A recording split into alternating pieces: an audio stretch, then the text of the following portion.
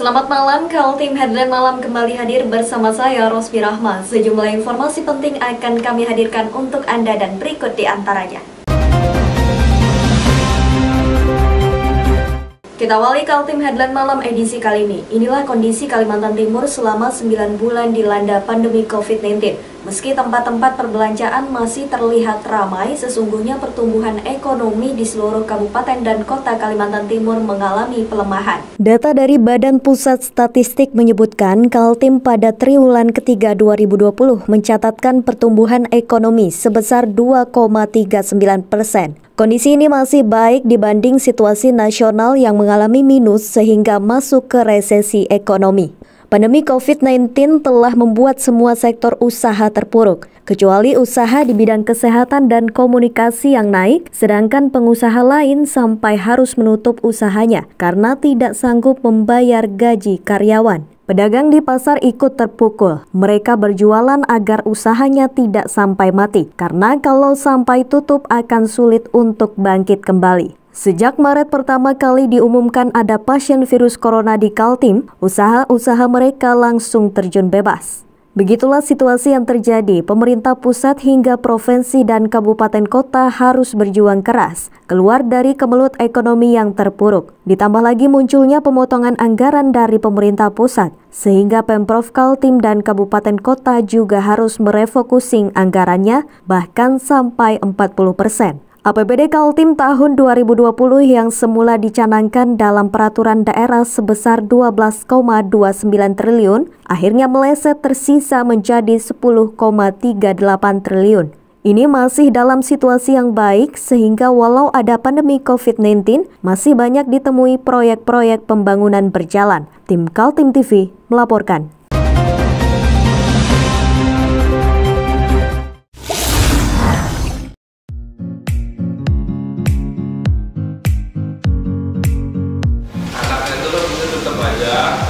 Cara mudah beriklan digital di Kaltim TV.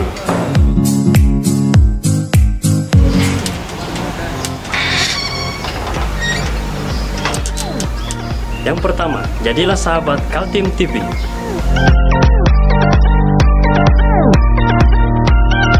Dengan Rp1.000.000, para sahabat mendapat 20 kali tayang di slot berita kamu.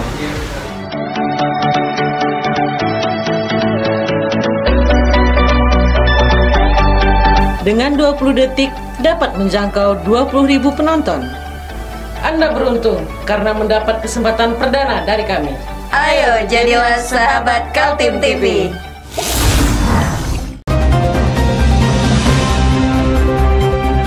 Sudah 9 bulan virus corona menyebar di masyarakat Kalimantan Timur. Selama itu pula terjadi banyak perubahan dalam dinamika kehidupan.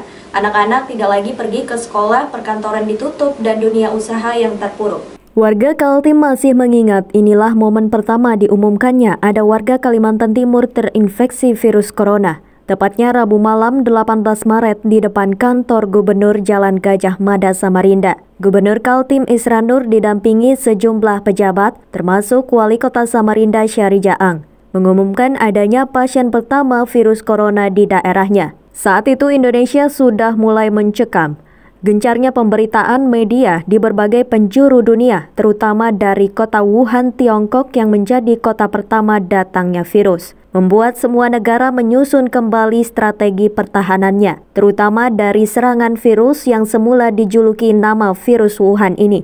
Di Kalimantan Timur, sejak ada pasien pertama, Gubernur langsung menyatakan situasi KLB atau kejadian luar biasa. Mengikuti protokol KLB dibentuk juga Satuan Tugas Penanganan dan Percepatan Penyembuhan COVID-19. Dari tingkat pusat sampai provinsi dan kabupaten kota berada di bawah satu komando Satgas COVID-19.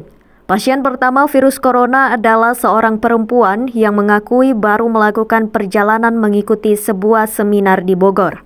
Setelah pulang ke Samarinda, dia menerima kabar rekannya peserta seminar dari Solo meninggal dunia karena terinfeksi virus corona. Akhirnya semua peserta seminar di tracing dan satu di antaranya di kota Samarinda dinyatakan positif. Kabar itu sangat mengejutkan sekaligus mengguncang warga Kaltim karena ancaman tertular sudah dekat di lingkungan kita. Pemerintah terlihat panik, masyarakat saling mencurigai.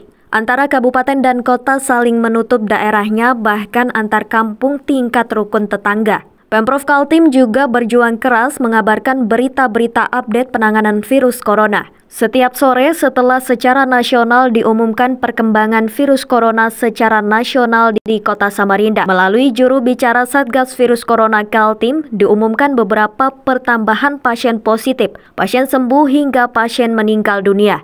Semua bergerak, Wali Kota Samarinda juga mengantisipasi adanya penolakan warga terhadap jenazah yang tertular virus corona. Pemerintah Kota Samarinda akhirnya secara cepat menyediakan lahan pemakaman di Desa Serayu Tanah Merah, Lempake, Samarinda Utara. Inilah pemakaman khusus bagi pasien virus corona yang meninggal dunia. 9 bulan berlalu, kini total yang tercatat terinfeksi virus corona di Kalimantan Timur sampai 28 Desember 2020 ada 26.078 orang dengan jumlah pasien positif yang sembuh 21.974 orang. Jumlah pasien positif meninggal dunia 727 orang dan kasus aktif masih 3.377 pasien. Tim Kaltim TV melaporkan.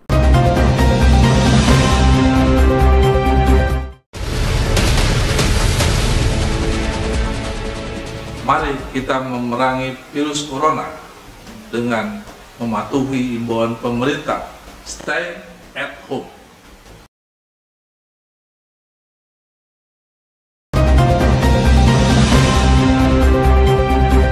Musim liburan Natal dan Tahun Baru tidak semua instansi libur panjang, contohnya adalah tim Basarnas. Selama masa libur, pasukan para penolong kecelakaan laut, darat, dan udara ini malah harus siap siaga. Apel siaga SAR khusus Natal dan Tahun Baru digelar Kantor Pencarian dan Pertolongan Kelas A Balikpapan. Sebanyak 70 personel rescue disiagakan bersama peralatan SAR. Fokus patroli dan monitoring tim SAR adalah perairan Selat Makassar, Samarinda, dan perairan Kutai Timur. Tim SAR dengan sebutan Tim SAR Siaga Khusus Nataru itu bergerak sejak 18 Desember 2020 hingga 4 Januari 2021. Tantangan terbesar saat ini adalah cuaca yang tidak mendukung melakukan perjalanan laut dan darat. Baik, selamat pagi, salam sehat. Kaitan dengan pelaksanaan siaga SAR khusus Natal 2020 dan Tahun Baru 2021, kami Badan Nasional Pencarian dan Pertolongan, khususnya Kantor Pencarian dan Pertolongan Kelas A Balikpapan, dalam hal ini untuk mendukung pelaksanaan siaga, kami menggerakkan baik personil maupun alut yang kami miliki. Untuk jumlah personil yang kami libatkan kurang lebih sekitar 70 orang, dan alut yang ada, baik itu yang ada di kantor SAR, di Posar maupun di unit serta KN dan rescue boat. Untuk pelaksanaan siaga SAR khusus ini, waktu yang dilaksanakan kurang lebih sekitar 18 hari dari mulai hari ini tanggal 18 Desember 2020 sampai dengan tanggal 4 Januari 2021. Selain apel bersama, tim SAR Siaga Khusus Nataru melakukan koordinasi dengan tim yang berada di Kutai Timur dan Samarinda. Karena selama masa pandemi COVID-19 semua tempat wisata harus ditutup, maka diharapkan kepada masyarakat untuk tidak mengisi acara Tahun Baru di tempat-tempat wisata. Tim Kaltim TV melaporkan.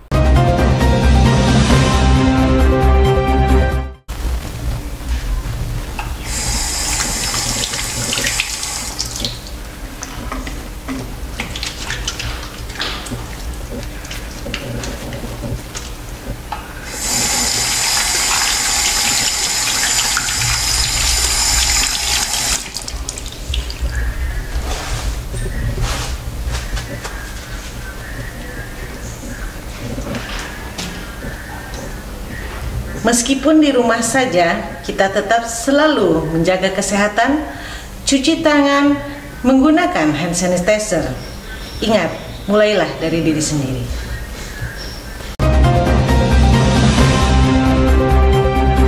Tutup tahun 2020, Musyawarah Wilayah Partai Amanat Nasional Kalimantan berhasil menetapkan seorang nahkoda baru untuk memimpin partai 5 tahun ke depan. Sigit Wibowo dipilih secara bulat oleh tim formatur menggantikan Darlis Patolongi yang telah mengemban amanat selama 10 tahun. Suasana pandemi COVID-19 terasa dalam hajatan musyawarah wilayah Partai Amanat Nasional yang digelar di Ballroom Hotel Aston Samarinda. Peserta dibatasi hanya 50 orang di dalam ruang, sementara para simpatisan bisa menyaksikan secara virtual. Ketua Dewan Pengurus Pusat Zulkifli Hasan yang mengumumkan terpilihnya Sigit Wibowo menggantikan Darlis Patolongi. Sistem pemilihan ketua setelah melewati masa pendaftaran calon formatur di tingkat wilayah yang kemudian dibawa ke pengurus pusat. Bersama dengan Sigit Wibowo sebagai Ketua DPW PAN Kaltim yang juga Ketua Tim Formatur, didampingi Baharudin Demu dan Sofyan Jafar. Pesaing Sigit yakni Erwin Isharudin didaulat menjadi Majelis Pertimbangan Partai. Pertama begini, ini kan keputusan DPP dan memang musyul itu berbeda dari musyul-musyul sebelumnya. Kalau untuk tahun 2020 ini memang yang menentukan tim formatur dan ketua terpilih itu DPP. Nah, sebagai kader, selaku kader harus menghormati dan tunduk kepada apa yang diputuskan oleh DPP. Nah, begitu. Jadi ya ini keputusan DPP dan dihormati. Tidak boleh ada satupun kader di PAN, di Kaltim ini tidak tunduk kepada aturan yang sudah diputuskan oleh DPP. Harapannya Bang, setelah terpilihnya Sigit?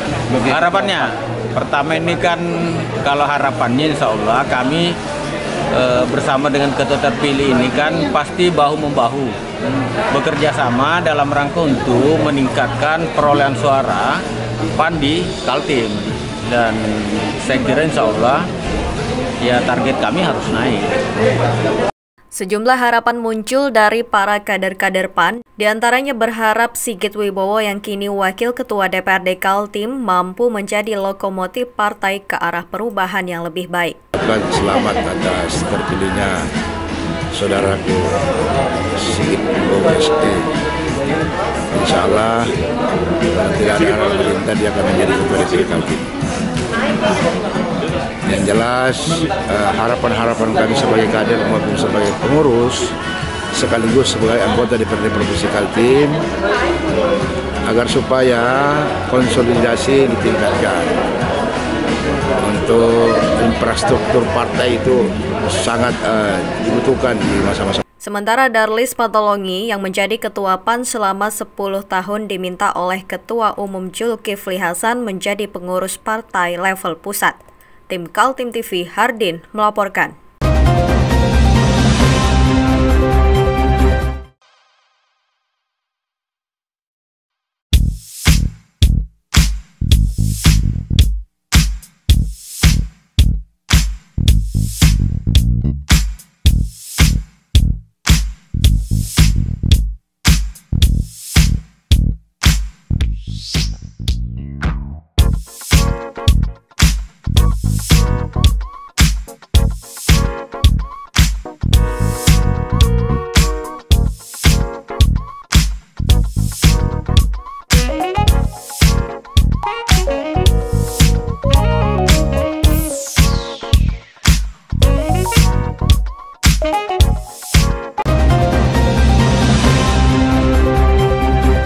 Sejumlah harapan muncul agar Partai Amanat Nasional Kalimantan Timur di bawah Nahkoda baru Sigit Wibowo membawa arah baru pada masa jabatan 5 tahun ke depan.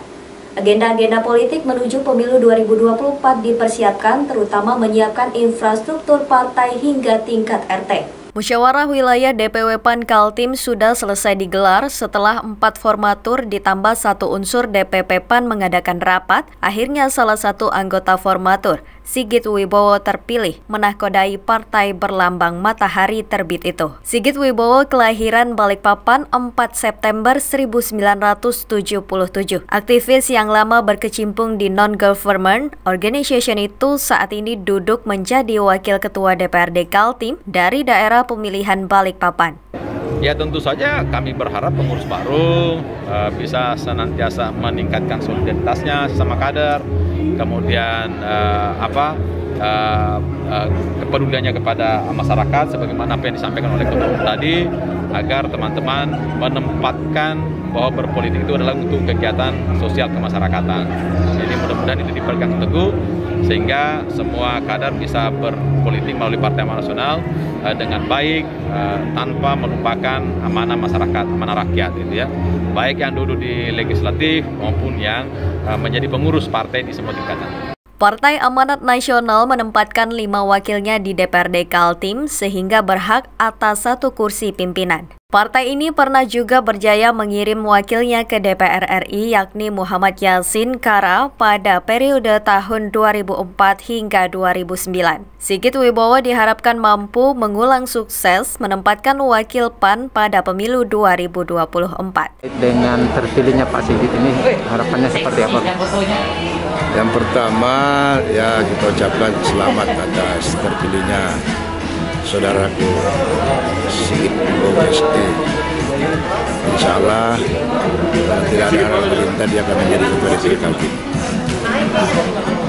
Yang jelas harapan-harapan kami sebagai kader maupun sebagai pengurus sekaligus sebagai anggota DPRD Provinsi Kaltim agar supaya konsolidasi ditingkatkan.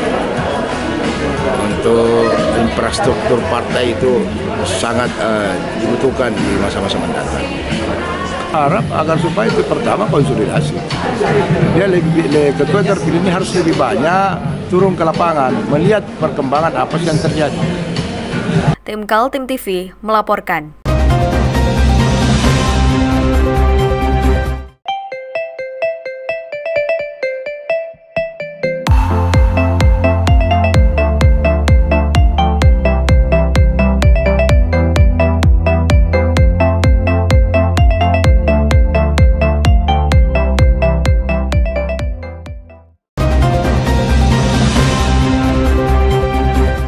Informasi selanjutnya, Kejari Balikpapan mencium adanya dugaan tindak pidana korupsi yang terjadi di Pelabuhan Peti Kemas Balikpapan. Sebanyak 12 saksi telah dimintai keterangan.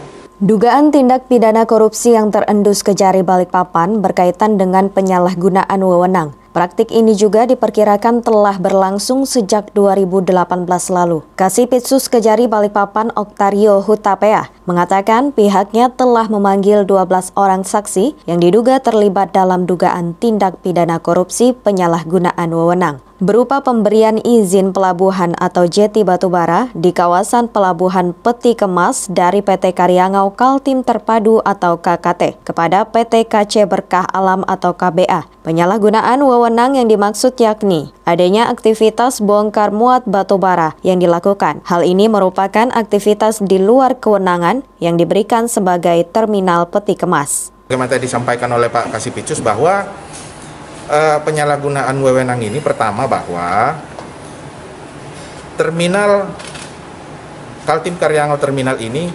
perizinannya khusus diberikan oleh Menteri Perhubungan khusus untuk terminal peti kemas, ya. Namun pada pelaksanaannya ini digunakan juga untuk bongkar muat curah padat batubara, ya. Dan dalam pelaksanaannya ini ditunjuklah PT KBA atau Kaltim KC Berkah Alam, ya, di mana dalam proses pelaksanaannya ini banyak hal yang tidak dipenuhi tahapan-tahapannya, ya, tahapan-tahapan ketentuan seperti perundang-undangan maupun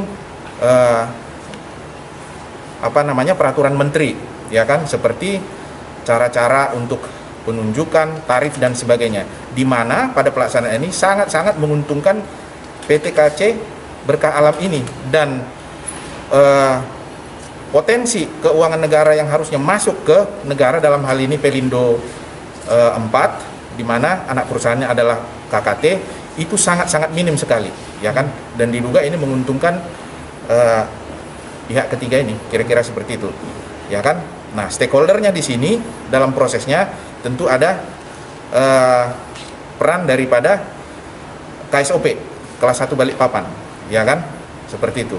Nah, nanti di sini mudah-mudahan dalam waktu dekat kita akan fokus untuk mengkerucut sehingga nanti siapa yang paling bertanggung jawab di sini akan kita segera tindak lanjuti, ya kan, sesuai dengan prosedur hukum yang berlaku.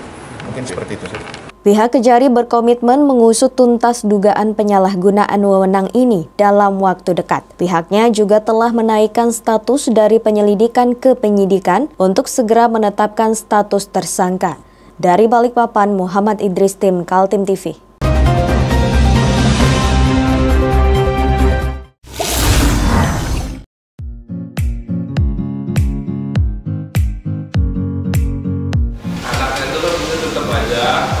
Cara mudah beriklan digital di Kaltim TV.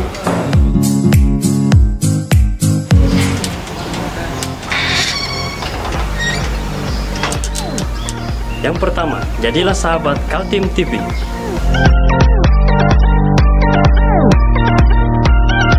Dengan Rp1.000.000, para sahabat mendapat 20 kali tayang di slot berita kamu.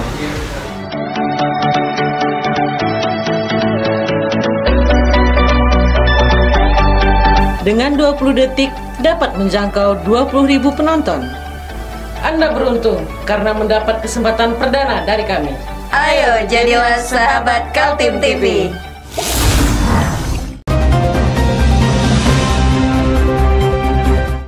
Demikian Kaltim Headline Malam edisi kali ini. Informasi lainnya dapat Anda simak melalui situs website kami www.kaltim.tv, channel YouTube dan fanpage Facebook Kaltim TV. Jangan lupa untuk selalu patuhi protokol kesehatan. Saya Rosmi Rahma bersama kerabat kerja yang bertugas pamit undur diri. Selamat malam dan sampai jumpa.